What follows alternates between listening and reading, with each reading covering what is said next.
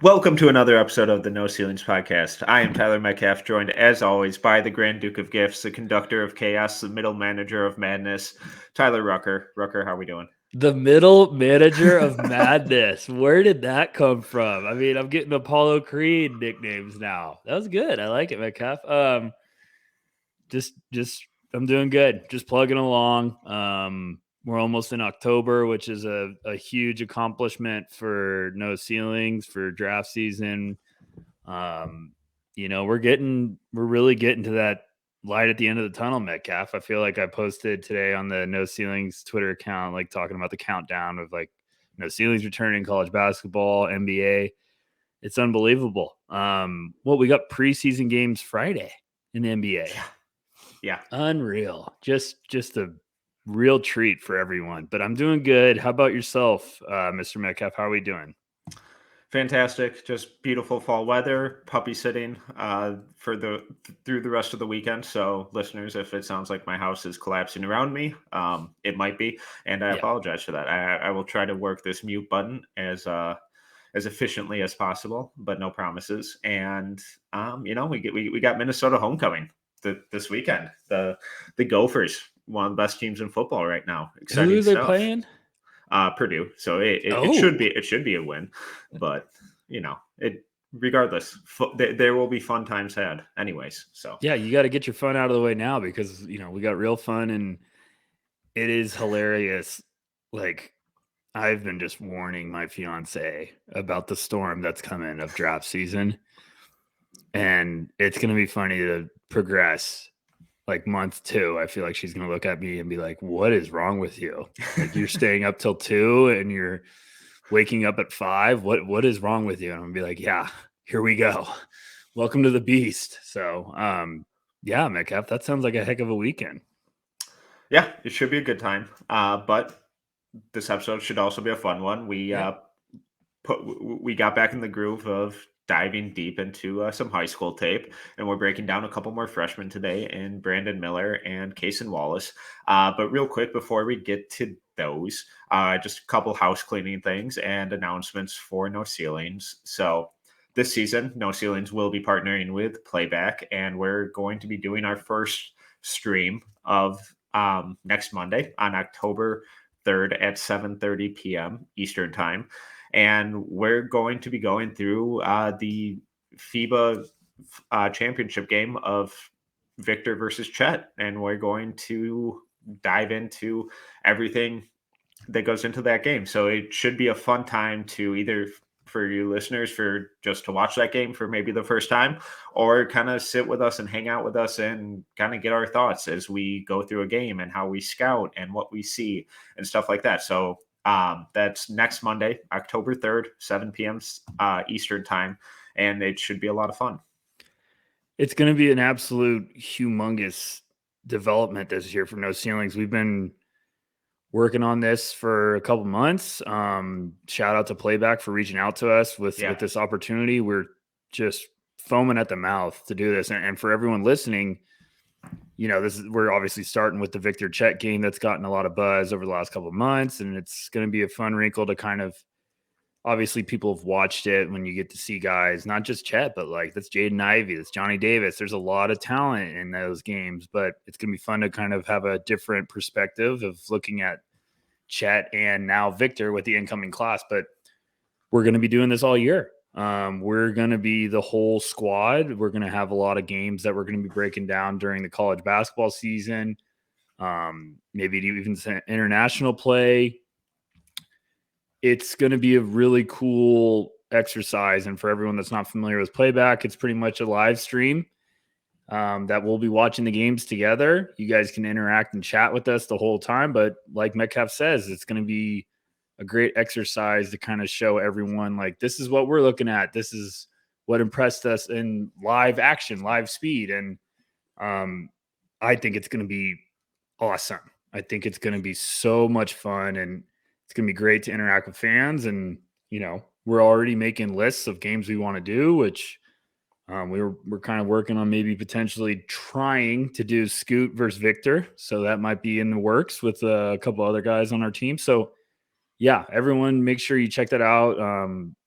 This is a big deal, one of many big deals and announcements that are coming forward, but we're pumped out of our mind for playback. And I'm excited to do a lot of them with Metcalf because you guys are going to see just how crazy we are when we're scouting people and in live action. So yeah, I'm excited about it. Really juiced. We've been working hard. Yeah, and you mentioned Victor and Scoot, who, fingers crossed, everyone makes it to Vegas next week. They are scheduled to play on Tuesday and Thursday, and a couple of our guys, including you, will be in the house. So before we get into these player deep dives, I want to just kind of preview those games and talk to you a little bit about what your expectations are. What are you hoping to see?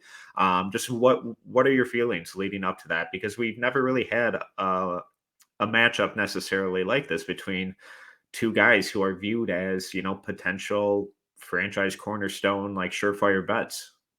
Yeah, I mean, I haven't even, me and Albert are going to be going to Vegas. I haven't even talked to you, Metcalf, about this, but like I'm going out of town this weekend for a little last kind of relaxing trip with my fiance, and I don't want to admit to her, but I feel like in the back of my mind the whole time I'm just going to be thinking about that game because, like you said, we have not gotten an opportunity like this where it's the number one international prospect is going to come over and probably play against the number one United States prospect. Preseason, G League. I'm expecting there's going to be every executive possible there. I hope both the guys play 2 games. It's supposed to be Tuesday and Thursday for everyone listening. Thursday's game is earlier, so make sure you check out the schedule. I believe West Coast time it's going to be around 12, but don't quote me on that. But yeah, I'm really excited, Metcalf. It's me and Albert did this trip last year to Vegas to go kind of get an in-person look at Chet because I was like, this is the guy that I need to see in person. We've talked about this with scouting. Like, you need to go see some guys in person if you think you're going to be puzzled about them. And I feel like me and you are slowly becoming the no ceilings guys that are a little lukewarm on Victor. He does some unbelievable stuff, but this is definitely something I want to see in person. And I'm excited to eventually get on the pod and talk to you about it. But I'm foaming at the mouth. That's going to be a heck of a start to the year, is getting to see that. And I'm really excited to watch Scoot. I think I would be lying right now if I would say I have a weird vibe that I'm going to leave that trip with a better feel for Scoot than Victor. Like, I feel like I'm going to leave that being like, all right, here we go. But what are you thinking going to that game? Because we're all going to be watching. Yeah. Like, spoiler alert: the whole draft community we're getting this to start out the year. Like, everyone's like, okay, this is how you hit the red or the green light button. But what are you thinking, Metcalf? How do you feel like the games would go? Do you think they play both? I would be very upset if they don't play both. Yeah, I would be think, shocked also. Like, why would Victor not play both? Why would Scoot not play both? I know it's preseason, but still, come on. This is why you're here. Yeah, the only way I don't see them playing both is obviously if one gets injured, knock on wood, um, you know, avoid any curses that you can.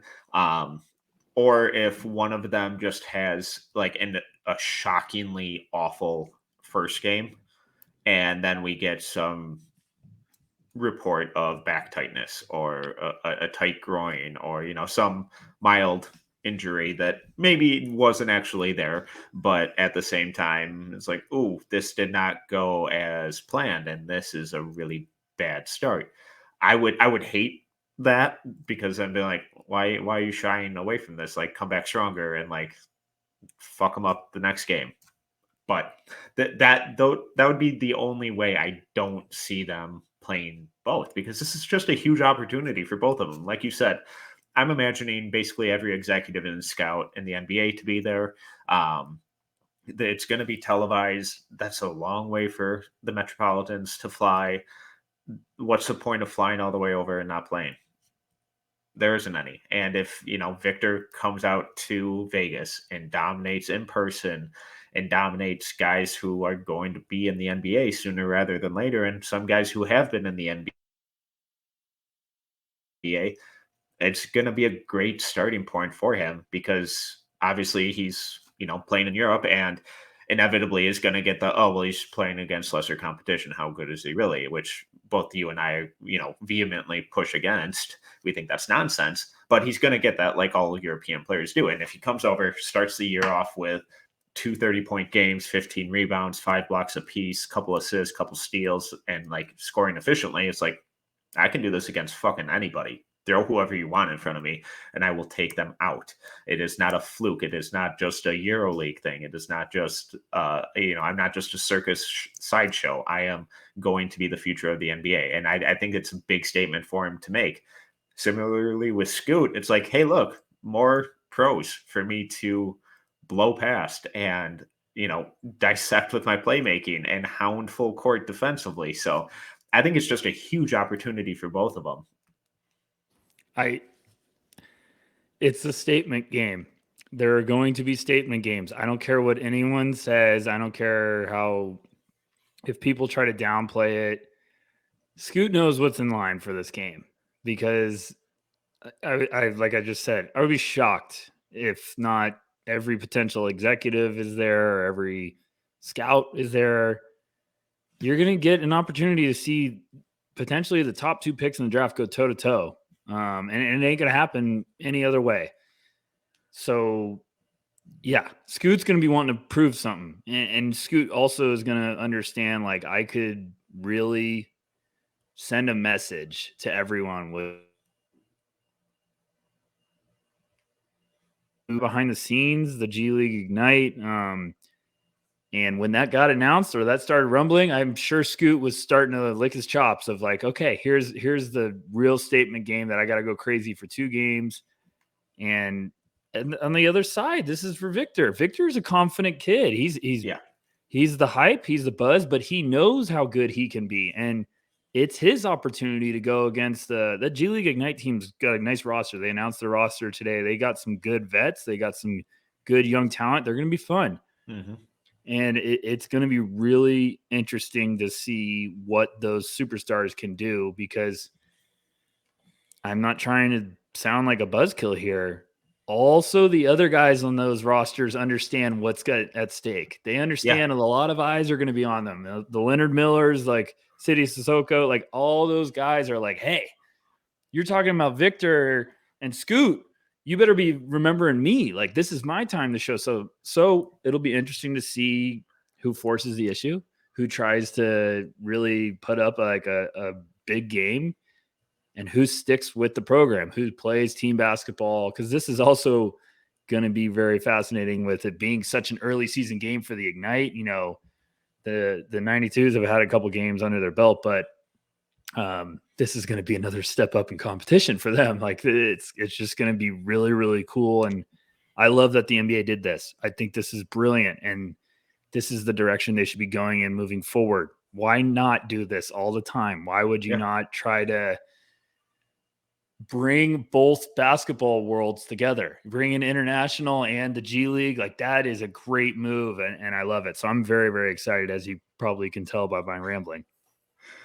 What's your prediction? Hit me with it before we get in the dive. What's your prediction? Do you think Victor or Scoot? I keep wanting to say Chet because we just talked about the Chet episode, so I'm sorry, but Victor or Scoot? Like who am I going to come away with? Like ranked higher? Yeah, I still think Scoot. I just based on how my board is now. I'm not steering away from that yet. I just need to see Victor do more than being a play finisher on offense. And he's an incredible play finisher. Like you can't, they're running him off screens for backdoor lobs. And I think he's going to be a really good shooter. But whether it's in the post or on the perimeter or in the mid range from the elbow, I just need to see him do something that involves more than 2 dribbles. And that's the biggest thing for me right now. And I think this is going to be a really big and a really good test for that. I think Scoot's going to look fantastic. And then I think I'm going to see Victor in person. And he's going to look like the blue Monstar from Space Jam. the original, the good one. Yeah. I haven't seen the second one. Don't. Proud to say that. Yeah, Yeah. that's what I've heard from everyone. 2 hours of my life I'm never getting back. But I'm convinced he's going to look like the Blue Monstar. And Yeah. I'm just going to be like, shit, Scoot looks awesome. But then I'm going to be like, this dude is humongous. Like I feel like it's going to be seeing like the eighth wonder of the world when you see Victor walk around the court. So, but it's going to be interesting because he just came off a game where he kind of got in some foul trouble and struggled a little bit. And I'm excited to get back into that film and watch it. So this is the, it's just like a golden ticket for draft season for No Ceilings year 2. I was just like, whoo, yes, Vegas, Scoot and Victor, like sign me up. That's a great way to start the second year of the No Ceilings monster. So yeah, Metcalf, now I'm pumped up. I wasn't expecting you to go into that talk, but now I'm about to flip my desk. Let's talk some prospects before I get out of hand. Yeah, so we will certainly cover those games next week and talk more about your reactions and all of that. But let's start off today's conversation and dive into with Brandon Miller, small forward, 6'9", 200 pounds, going to the University of Alabama. So when you watch Brandon Miller, what gets you excited about his game? I'm in a dangerous world with Brandon Miller or Metcalf. I didn't tell you this before we started recording. What am I missing? Like, I love him. Yeah. I feel like this is a lottery pick. And I know I'm drinking a lot of Kool-Aid, but he's just he moves, he's lengthy, he's got great size. I feel like he's just so smooth on the court, and there's brilliant flashes everywhere. Even going back and looking at his high school numbers, like he averaged as a junior 23.3 points, 8 rebounds, 4.3 assists, 2.6 blocks, 2.3 steals. Tennessee Boys Basketball Player of the Year. Pretty good accomplishment.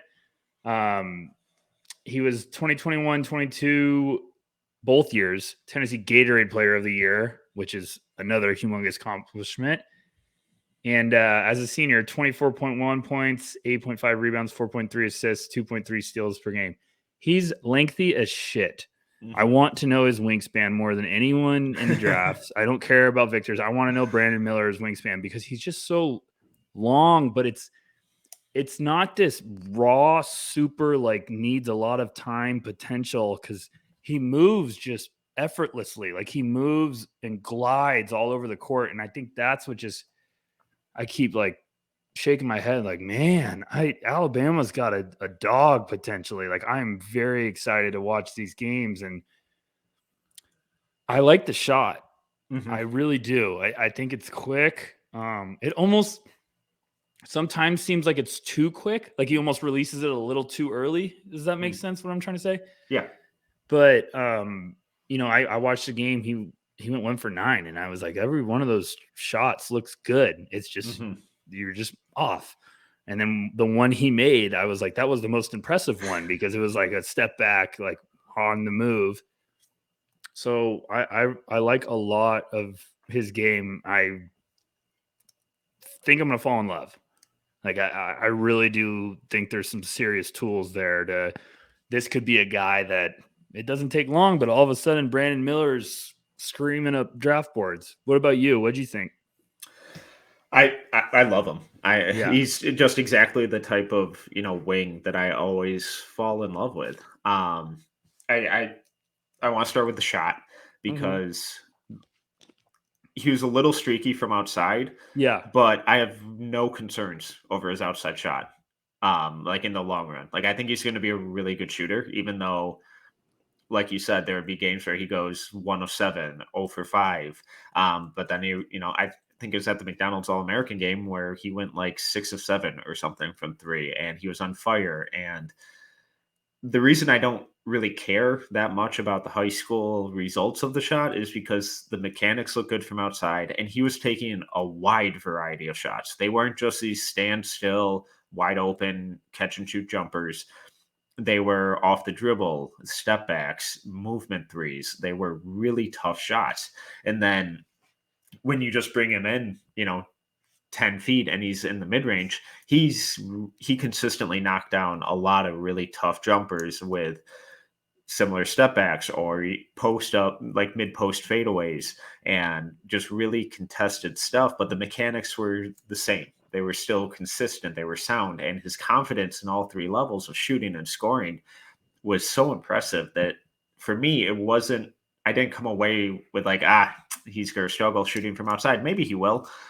But 4 years from now, I think he's going to be, high 30s as a 3-point shooter. And the fact that he's at this age and taking the variety of shots and the, various levels of difficulty, I think it's just a really encouraging sign for the type of shooter and scorer that he could really continue to grow into.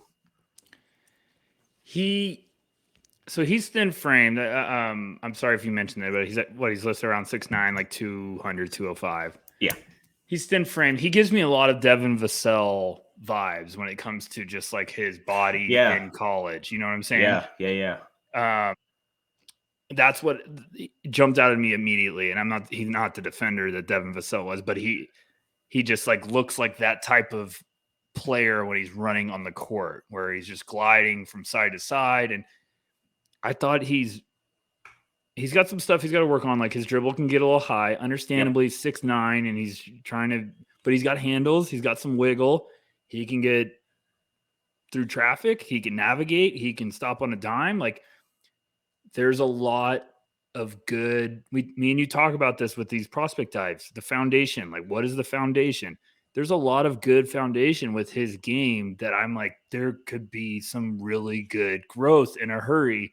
And especially in 1 year, but like it's going to come down because he's thin framed. He's just got to be willing to put on some good weight, which his frame looks like it will take that, but he's going to have to play physical. He's going to have to toughen up. He's going to have to, welcome contact, finishing around the basket as a freshman, which I think he can finish. But I like a lot with his game. I really, really do. And this is the one I feel like I'm putting this one in bold because I'm like, some people have him a lot lower, and I'm like, this could heat up fast because this is the wing with the skill set that every NBA team wants to get on their roster and their organization and just groom and let him just explode into this weapon. And he looks like he's going to have that multi-level scoring ability because I'm like, dude, the shot, even if it was streaky, it really looks like it's not going to worry me. I'm not worried about it at all. If it starts getting consistent,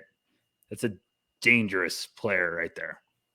Yeah, so I want to talk about his handles because, like, when we're obviously nitpicking and stuff right now, that was where I came away the least excited. And in pure isolation stuff, there was some encouraging signs where he would go between his legs and hang dribble into like a mid-range pull-up. And it's like, oh, okay, that was nice.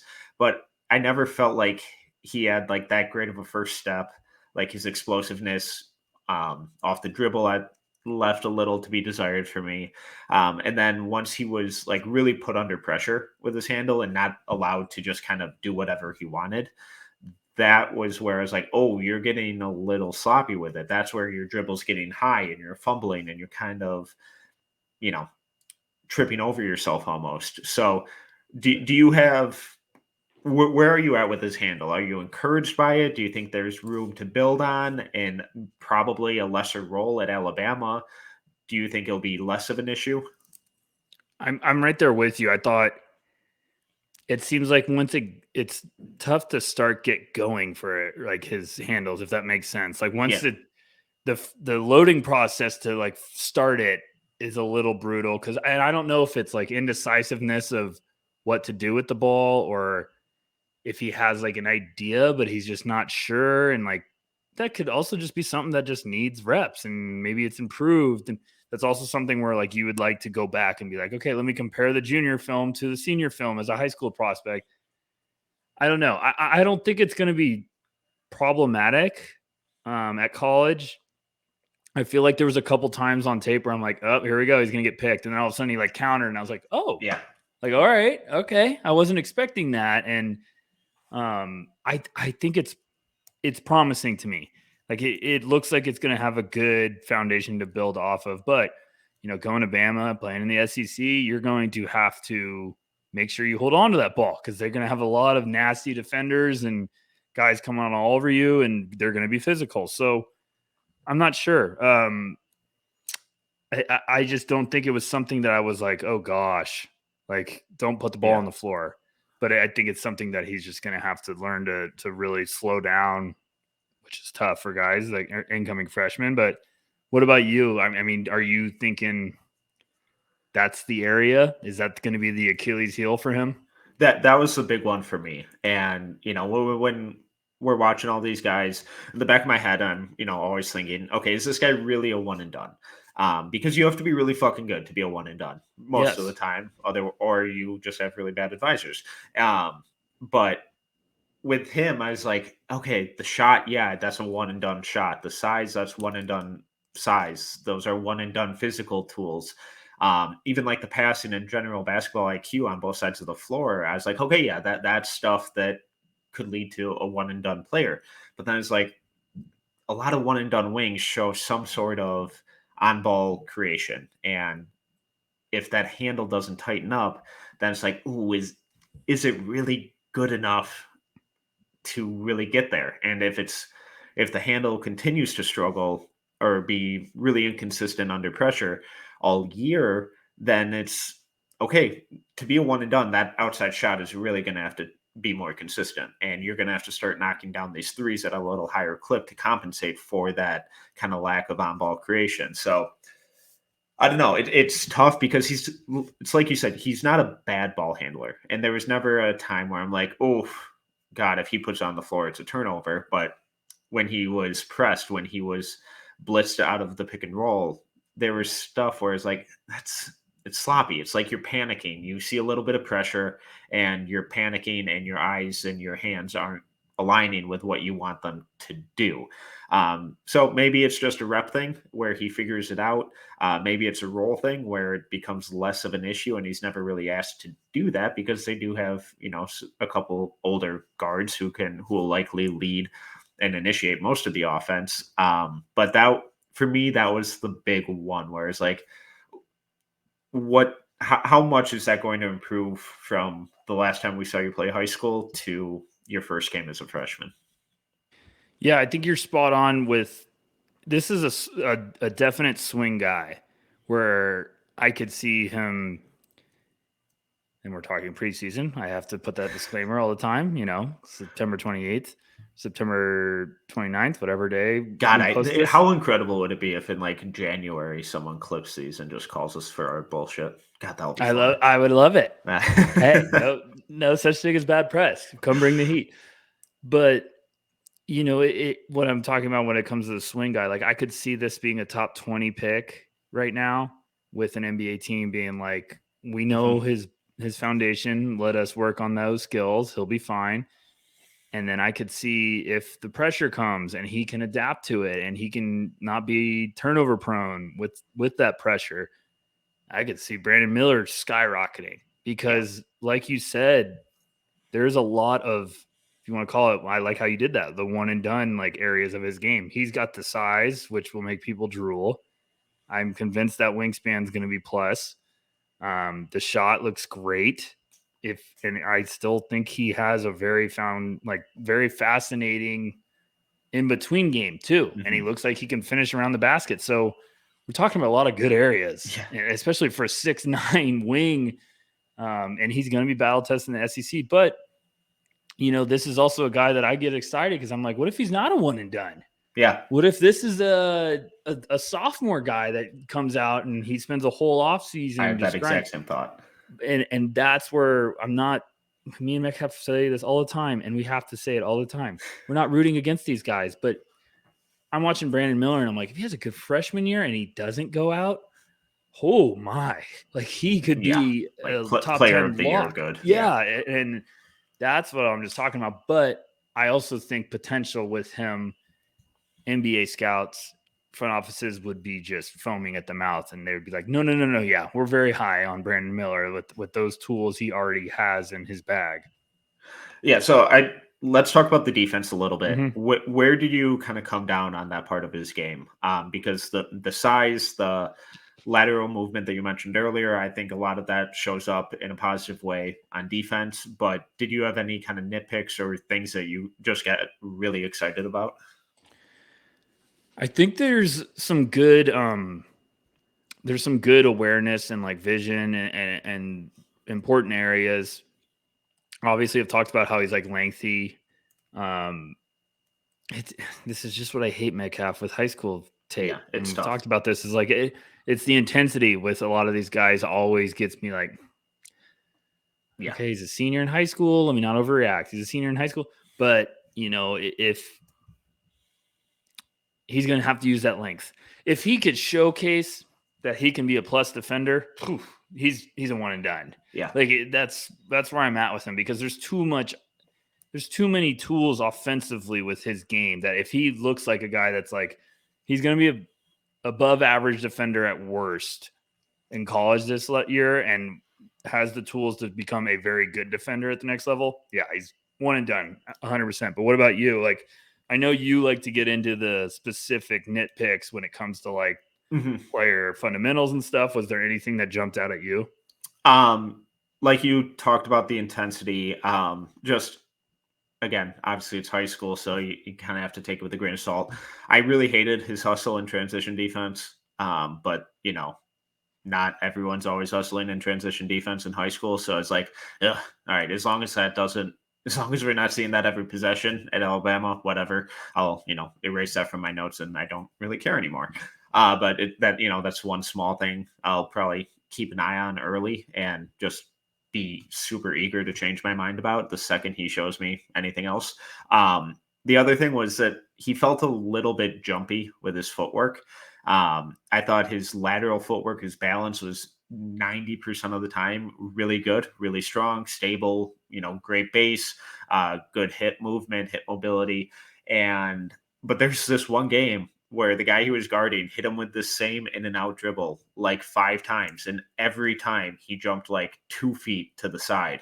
And it's just like, you're over anticipating it, and he's hitting you with the same thing over and over and over again. It's like you got to tighten that up. So I'm encouraged by his defense. I think he's a good defender, but I think there are some habits that need to kind of get ironed out. And once they do, I think he could be a bordering great defender. Yeah, I mean, it's just always annoying to have to get to that, especially the defensive side of the ball, because like these high school stars, not every one of them that's putting up big scoring numbers is like, hey, I can't wait to lock in defensively tonight. Like, and I know, I understand it. These are Yeah. teenagers. These are guys that are like, no, points matter, and I get And it. and And the they're trying upperclassmen to, are like, I went through that shit these last 2 years. Like, yeah, I exactly. get to fuck around on offense now. So, I mean, I get it, but like I watched the game and he had a sequence where he was back in transition. He made a beautiful steal, like it was a great read. Goes up the court, throws just a gorgeous dime. Guy Mhm. blows a layup, and I'm Yeah. like, "Welcome to high school." Like it's just like one of those things where I'm like, "Welcome to high school basketball." And I get it, but that's why I don't obsess too much of that. We've said this whole last couple months where we've been doing these breakdowns. We've said like it is important to get a feel, to get an idea of Yeah. what is their game going to be. With Brandon Miller, it looks like he's going to be an offensive weapon that has the ability to shoot it from outside at a high clip. And we're going to see now if he can build off of that idea that me and Metcalf and everybody else that's doing their preseason work can, get excited, because that's what you love to see is the first month. All of a sudden it's like, whoa, Mhm. look at his handles. Like then me and you start being like, okay, Brandon Miller, top 5, here we go. But um, I just this is the foundation. This is what you want to see from a high school player, I think, with those tools, Yeah. with that measurables, that physical profile. And now that we're at this, I'm very excited to watch Bama this year. Roll Tide. All right. So before we move on, I'm glad that you mentioned the passing because I thought that he showed some really impressive passing instincts, especially like out of the mid-range and like out of drives and stuff like that. A couple really nice bounce passes in transition. So I don't think a guy who's going to average 5 assists a game, but wouldn't shock me if he's at 3 and, setting up guys and moving the ball at a high level. But when I watched him and thought about him at Alabama, I kept getting a lot of Herb Jones vibes. Am I insane for thinking that? Oh, I know what you're saying. You're saying senior year Herb. Yes. No, I don't think you're insane. And everyone hearing that's not talking about his defense at all. Herb senior year, they ran everything through him. Yeah. And Herb couldn't shoot. And they said, we don't care because you're that special of a creator and you read the floor and you have great vision. I really think that's the area of his game that I was the most intrigued with leaving, of like, there's something here. Because I kept looking, I watched him pass the ball, and I swear I was like going through his high school box scores. I was like, why are the assist numbers low? I was like, he looks like he's got vision. And then I saw that clip of where he throws a beautiful dime on a 2-on-1 and the guy just misses a point blank layup. Sorry to that guy. I'd love to have you on the pod to talk about it. But I was like, come on. I was like, looks like me out there smoking layups. Like, no, smoking is not allowed in the gym. Come on. We know this. That's a basketball rule 101. So, but there's flashes there. There's understanding. There's floor awareness, floor vision. I think he's going to be a damn good basketball player. And I am right there with you. He might not average a ton of assists, but he is going to be a guy that teams are going to just love because they're like, we're going to insert him in the starting lineup and he's going to make things roll with this squad. And low maintenance with high upside. Like I'm buying Brandon Miller stock, and I don't care how much it costs right now. That's what I'm doing, Metcalf. What about you? Yeah, I have him as a lottery guy right now. Bless your heart.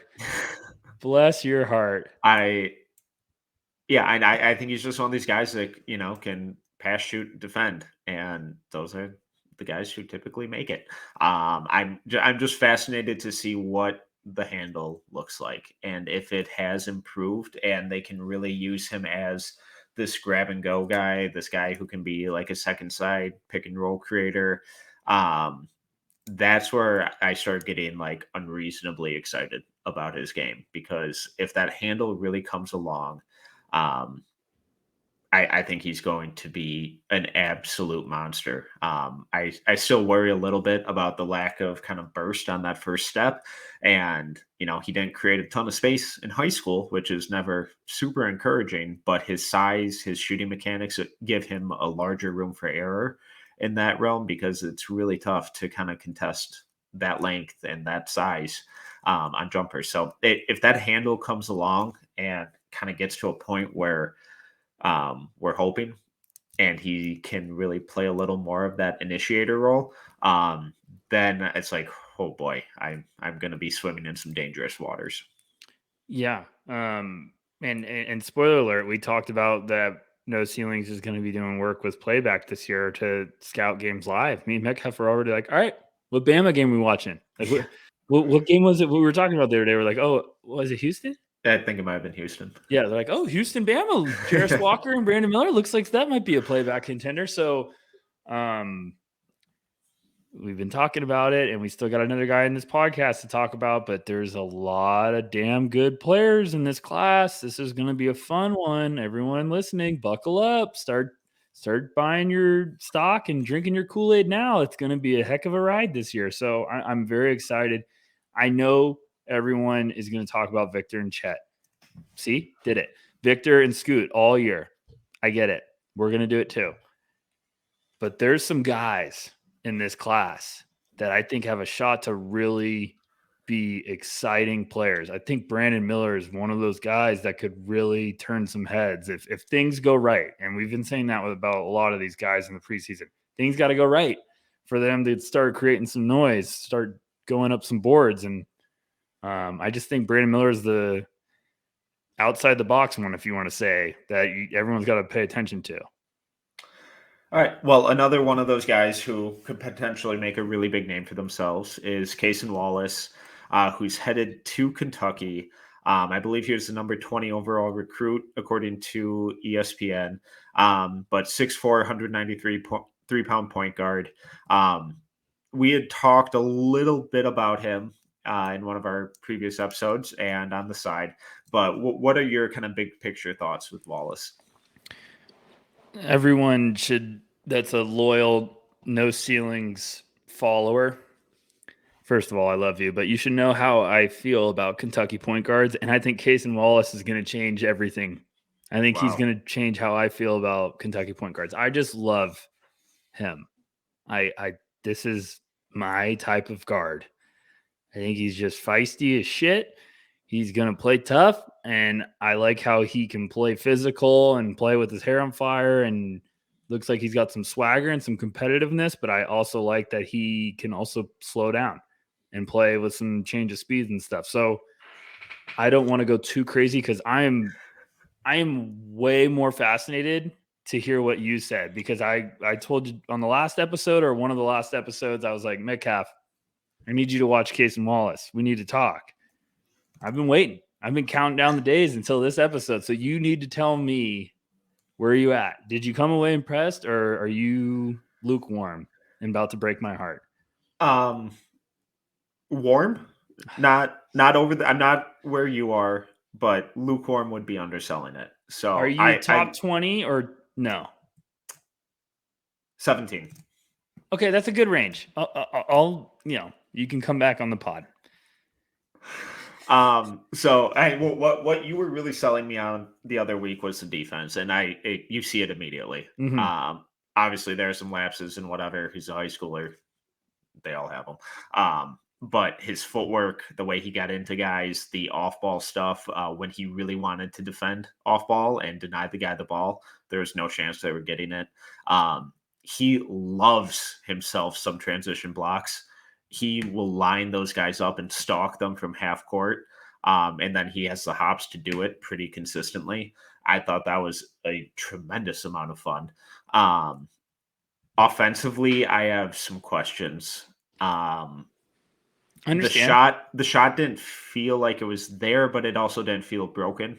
Like It was like, it's coming. I'm not sure it'll be there this year, but in the next couple, I think it'll be there. He was comfortable taking pull-ups and spot ups. I loved how he pressured the rim. He got there whenever he wanted, but I was a little underwhelmed by his ball handling. And then I just loved how simple he played on offense. And I hope that doesn't come across as a criticism, because it's meant as a huge compliment.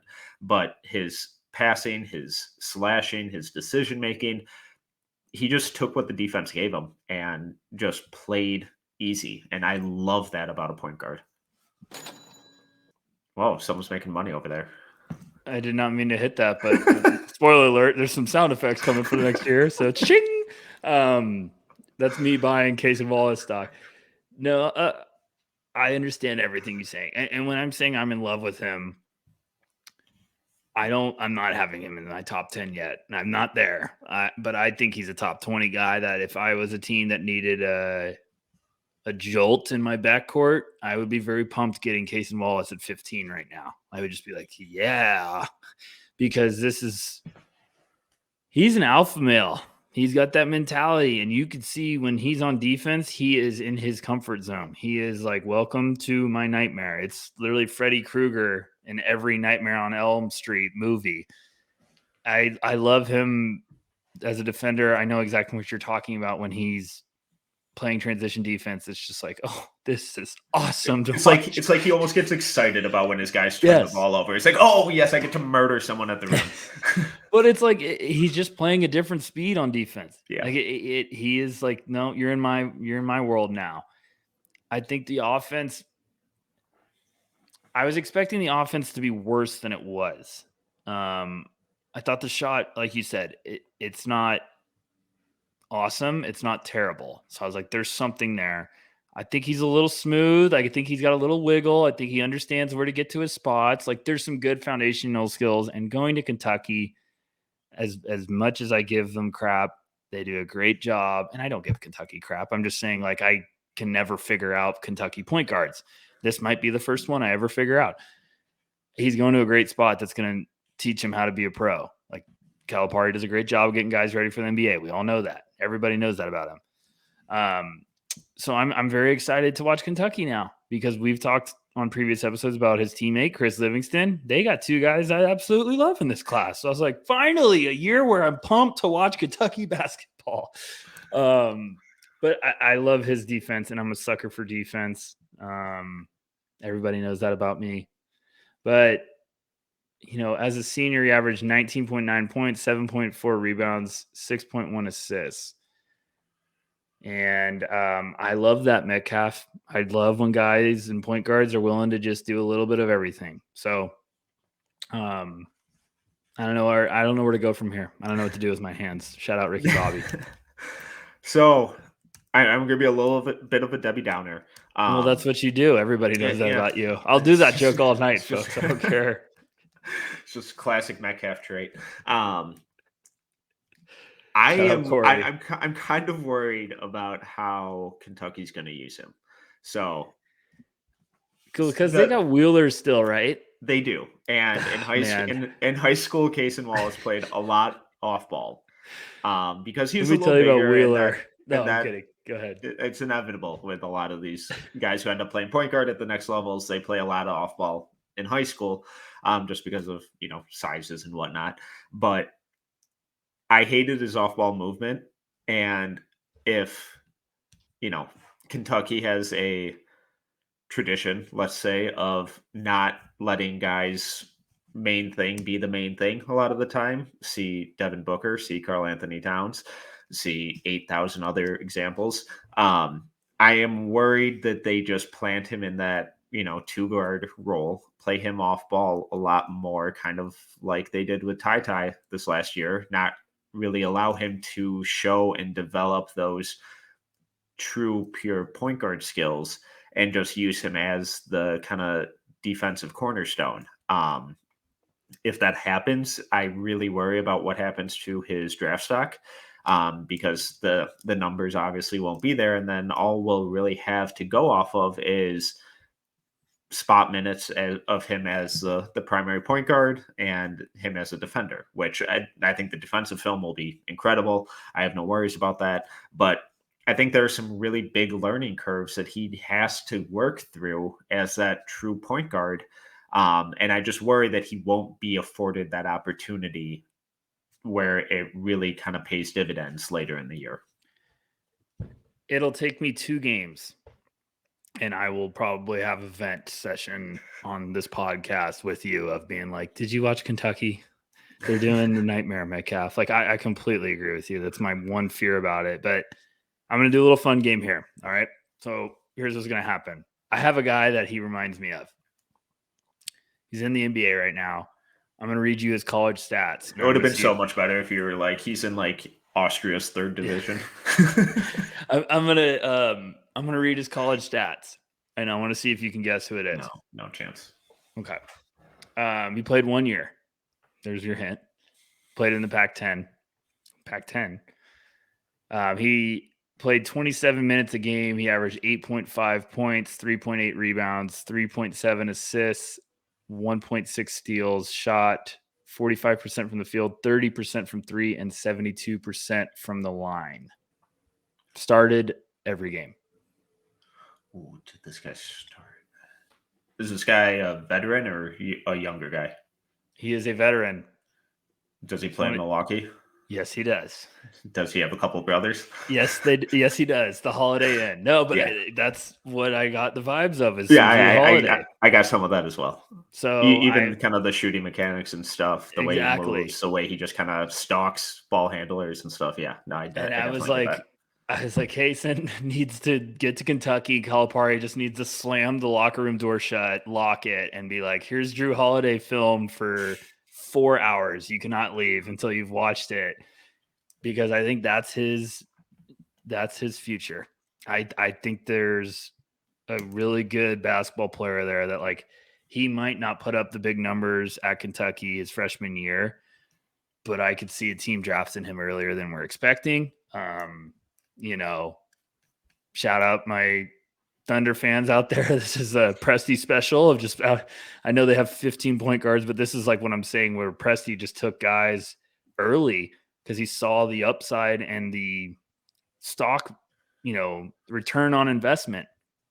Like he drafted Westbrook. Westbrook didn't have great college stats. Go look at him. Everybody knows that about him. Everybody knows that about him. See, I'm having way too much fun with this. But that's what I'm saying. Metcalf, like Drew Holiday. I'm buying it. I'm telling you, this is a good podcast because I love both of these guys. And I thought you were going to go 1 for 2. And now I'm going to be selling you Cason Wallace stock all year. No, Sign. We asked the question with Brandon Miller. Are we sure he's a one and done? Are we sure Cason Wallace is a one and done?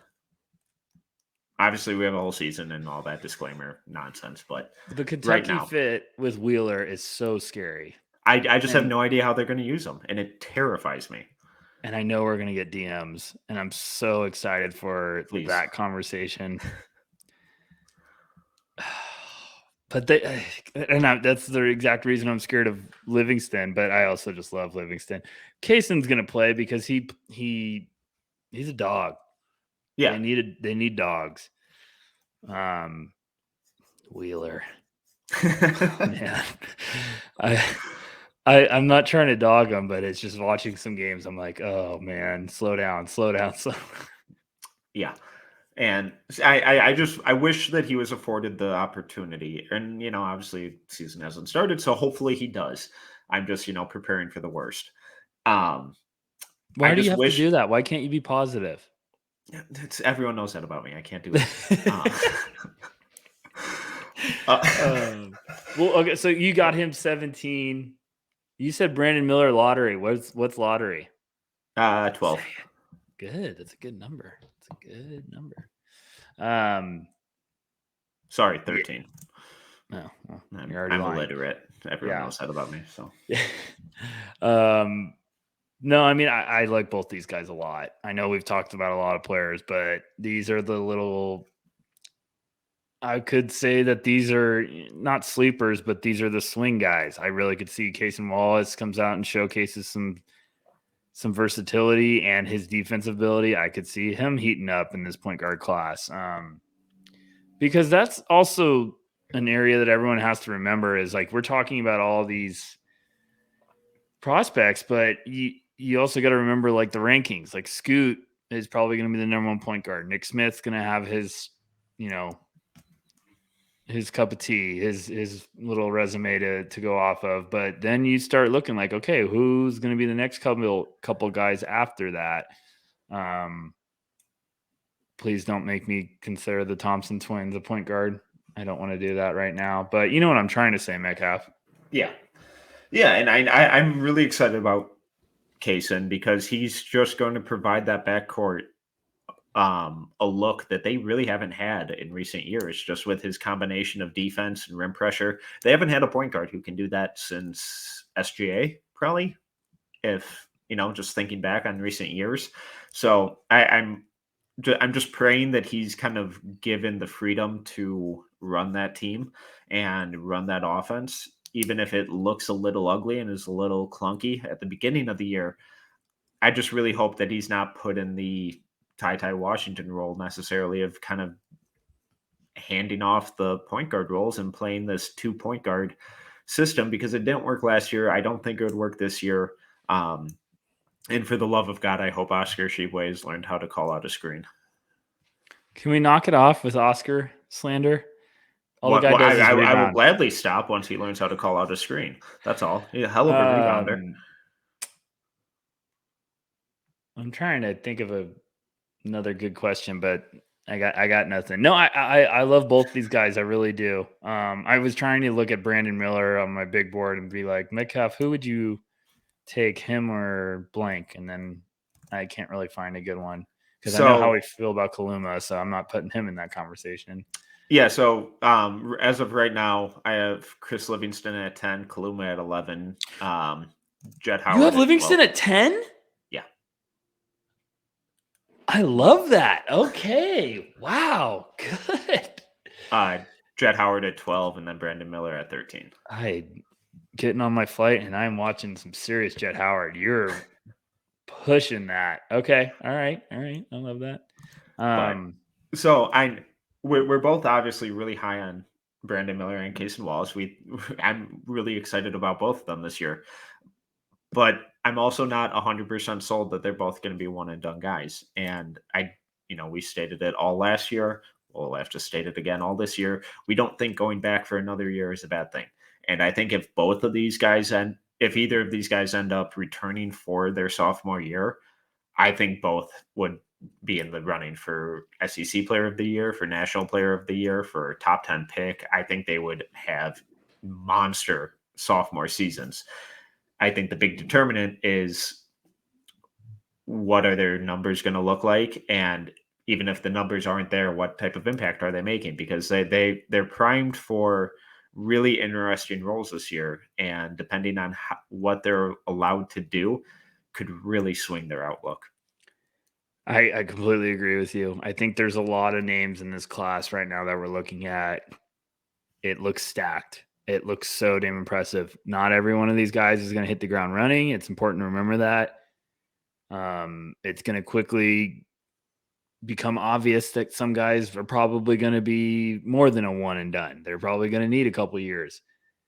Like, I'm looking at my list and I'm like, okay, who's it going to be? But there's talent. This is a deep class right now. And with that is also not a bad thing. But if you're thinking about declaring for the draft and you're getting told with your feedback that you're like, hey, I'm probably 20 to 30, but if you go back and work on your hand a little bit, you might be top 10.